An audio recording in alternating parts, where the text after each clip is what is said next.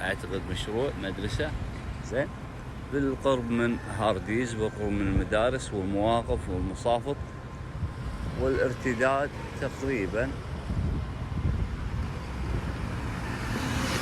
الارتداد مثل ما انتم شايفين داخل. خلنا بس نوصل له.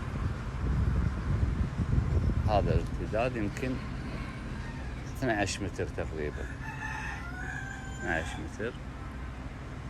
اللي يشتري هدام. هذا البيت مراجعة قابل للتفاوض 230، السوم 205. مع تحيات دار الدوسري العقارية، اخوكم ابو محمد الدوسري. السلام عليكم ورحمة الله وبركاته. موقع جديد في طريق 600، مزرعة مقسمة 5 عشرات، تحويل شركة نباتية. الآن راح نوريكم بعد شوي المواصفات. طبعا هي 250 في 200، المزرعة بشكل عام 50، لكن مقسمة ومجزأة إلى 5 أجزاء، 5 أجزاء، كل جزء 10,000 متر. الواجهة تصير 200، الواجهة تصير 50 في العمق 200. فيهن زاوية ب82 والباقي على 72. يصير يجي واحد ويشتري 25 ويجي الثاني ويشتري 25، ما عندك أي مشكلة. فحياكم نوريكم المزرعة. طبعا راح نكون على السيارة، ما راح ننزل، أساس نوريكم بالبداية للنهاية وكل شيء واضح إن شاء الله.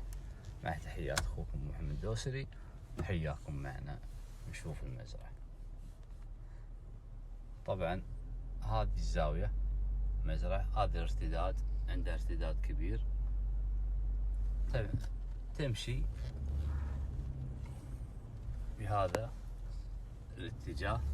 طبعا شوف نلاحظ، طبعا أعزكم الله الزبالة هذه يعني تنشال، بس مجرد انه يعني تنشر المزرعة خلاص اكيد راح تنظف. بس الشارع وسيع وفيه ارتداد، الشارع وسيع وفيه ارتداد.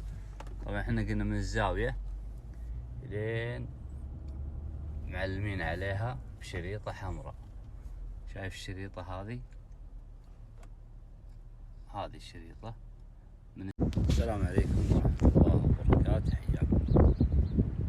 انتقلنا من المزارع إلى البحر في مدينة صباح الأحمد البحرية، المرحلة الخامسة. عندنا أرض مساحتها 460 متر، الواجهة 30، زاوية محول مثل ما انتم شايفين، محول وراي، يعني تفتح على 3 واجهات، واجهة على الشارع، واجهة على البحر، واجهة على المحول. خلنا نشوف الأرض وما حواليها. طبعا هذه الأرض، هذا البحر، صف أول. طبعا هذا صف أول على البحر، هذه مساحة الأرض 460، وهذا الممر اللي بين الأرض وبين المحول، في ممر تقريبا 5 أمتار.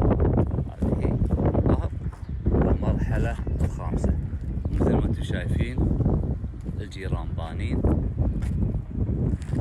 كل اللي حواليها أغلبهم قاعدين يبنون، عسى الله يبارك.